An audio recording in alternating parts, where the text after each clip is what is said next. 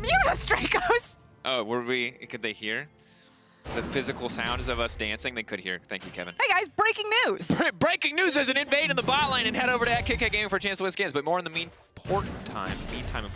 Words are hard for me today, Frosco. You're gonna have to bear with me. SK Gaming invading onto the bottom side, potentially already splitting the map and setting our boy Trick up to live on either bot lane or mid lane. That's going to make Hansama and Vander's life very difficult. If you guys are brand new to League of Legends or don't listen to anything that we say, that's fine. I won't hold it against you. This is a split map.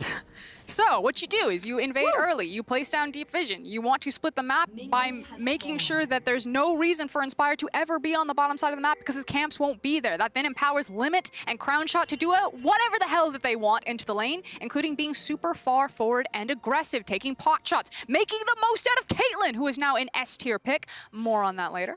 And of course, one of the big things that you set an expectation for in the draft, Frostgarn, was looking at Olaf for Trick and looking at how he can maximize his early game impact with this pick, maximize the strength of a lot of the setup CC that is present in these SK Gaming lanes. Gen X, of course, coming around here to contest Inspired.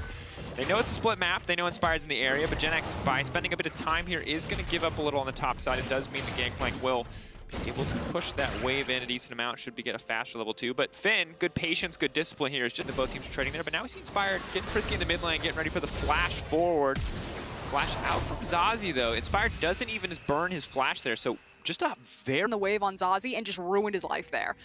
Good thing is that Rogue are adapting on the fly to the minions. Normally unfortunate choice to focus fire there, as they've now got 3 members on the top side of the map. More than enough help here to go for the dive, but they cannot afford to misplay this one. Gen X gonna get pulled back. The knockup now interrupted. Big mistake coming in there from Gen X. First blood going over to Rogue. The fact that that knockup was canceled makes the dive so free. And we talked about how this was always going to be a possibility because the map was split by SK. It meant that there was always going to be a numbers advantage for Rogue on God in our league, and it is Gilius. It is Gilius. Blessed be his name. That said, oh no, the Forge God on the top side, they're not fans. This is not a pantheon. There's only room for one god. Rogue are making that very clear. Back up. SK, though, do not want to dive. They are going to get the TP out, and so far, SK not really getting a lot done across the map, and Rogue just getting... This game is so good. If you guys haven't seen it, they have the most ridiculous gold difference at 15 of any team in the league. I talked about it yesterday in their game versus Fnatic. It's usually because of how they use numbers advantage. That's the thought, because now we've got a gank on the bot side. Cannon Barrage coming out. Groundshot has to flash out the safety, but they still got the setup CC. Well played by Hansama to hold on that one. Pulled back by Inspired. Black Shield not nearly going to be enough as Limit saves his own life. And oof, Crownshot knocked down. Really well orchestrated right there from Rogue, pretty much across the whole map. The only person who didn't get involved was Larson, and you can already see that he was moving forward again. Every single opportunity he has, diving into the jungle, setting down a control ward, could have been there to chase them down. So we take another look at this one. Praise Vander. Flash flay into a lantern. Don't know why I'm singing. Set up by Finn. Nice slow. Already burned the flashes. You already called Hansama. He then also has the purple gun out. And then while the binding does tag Inspired, it is not enough. I respect your Disney princess cosplay. That's not what that was, but we'll pretend. And meanwhile, it is just getting worse and worse. Zazi doesn't have that TP, so he's slowly walking up here. And just wasting his time. Poor Zazi. One day he'll find me that they will have time to grab some tower plates with this. Further press their advantage. In the meantime, Crownshot's going to be able to grab a few plates of his own, but as he's bought a coal, he will be a bit delayed in getting to that first major item. Keep an eye on how he... Rivers are now showing us that it was Hansama who was given the Rift Herald, and you can see that we're about to have a race, and poor little Gen X is sitting on the finish line. Who will get there first? He's using the ult to try to clear the wave. Hansama with the sidestep there.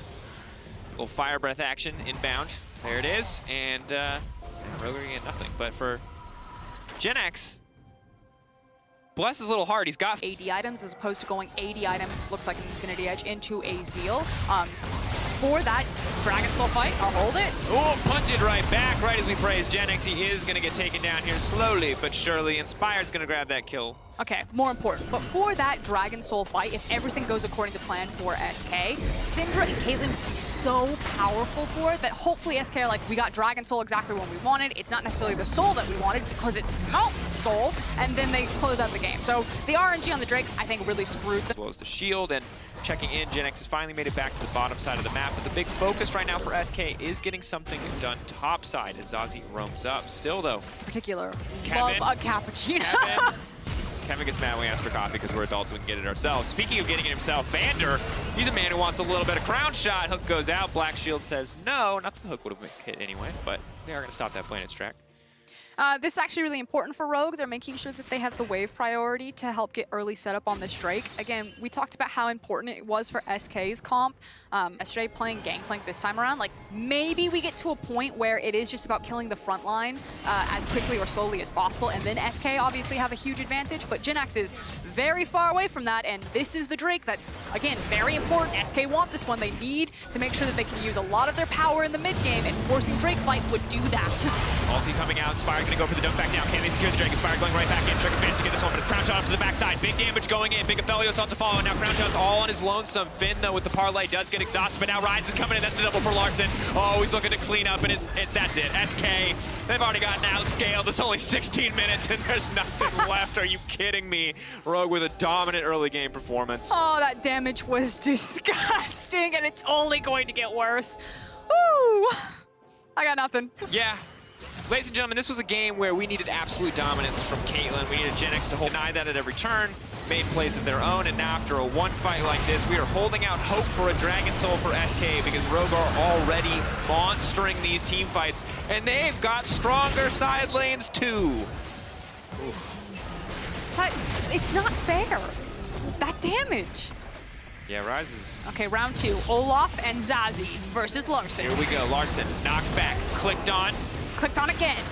And walking away briefly. They're taking their time on this one. Larson trying to sidestep. Dead. That's phase rush.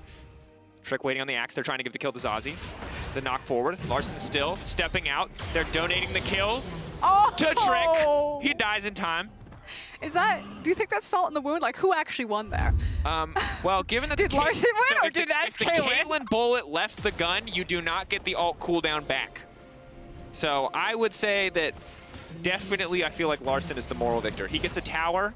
He gets to do some fancy footwork stuff, which is mostly looks cool because they're obviously trying to donate the kill to the right member of the team.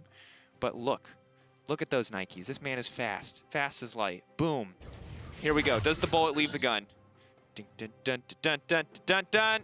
Bam! Yeah, you don't get that one back. Sorry, buddy. Wow.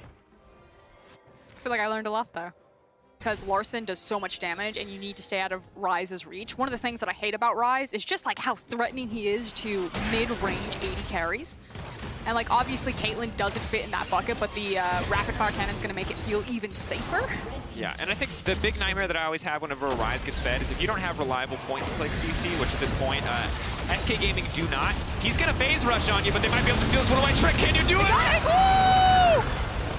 Woo! Mountain Soul. Well played, Trick. Okay, I was ready to just, call this one done. We were going to fill the space however we needed to, but with Mountain Soul, maybe SK can start to come out on top of these fights. I mean, it's never going to hurt, but again, it just doesn't feel as good as it should, especially for how powerful Larson still is, and you can see that Rogue know that as well. They kill Trick, trade his life for the Mountain Soul, and then immediately turn on the Baron, and the only option that SK have is to try to fight them. Good luck! And poor Crown Shot, he's playing an 80 carry that was designed so long ago. It simply does not have the tools to do everything it needs to, but they managed to connect the snare. Larson forced to flash out. The Baron stolen away by Zazie.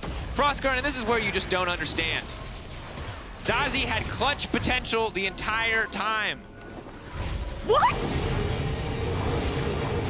I was looking at Larson. I was looking at the team fight. I thought for sure there was no way in hell that one got stolen. 2 back-to-back steals. I lied. There is more than one god. No. Look. We have the anime that I've ever seen. Yeah. All according to Kakaku observers. Okay, what's the theme song? Okay, so what happens here? It's Yusei Run, definitely. Yeah, definitely Yusei Run. Boom. Oh, yeah. 38. That was heroic. HP.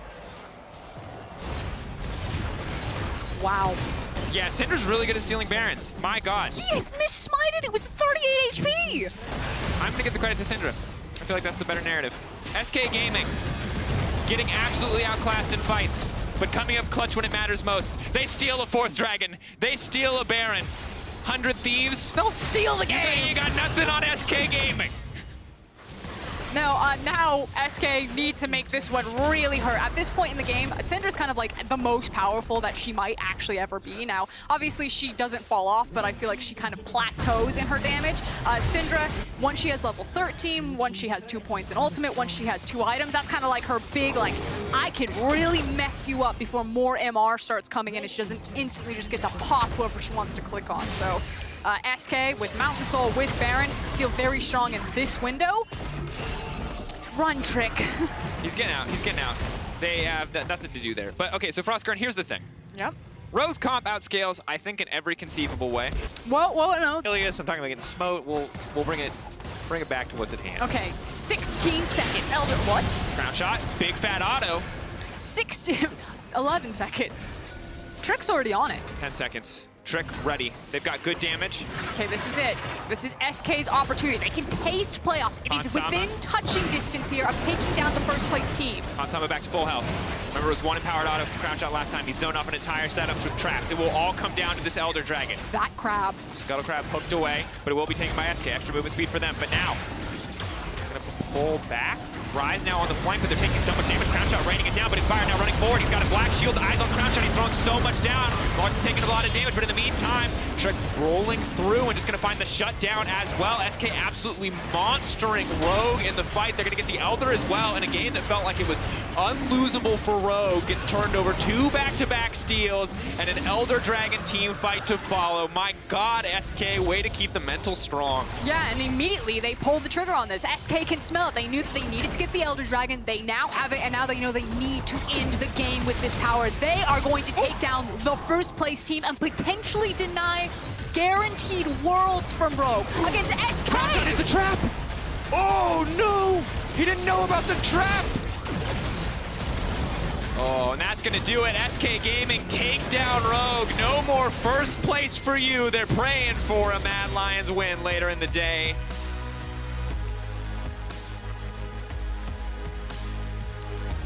What do we say about that game, Frostgurn? I think the game plan was pretty clear, and I think you give credit to SK for sticking to the game plan. Like, yes, it did come down to a steal, but they still knew how important it was.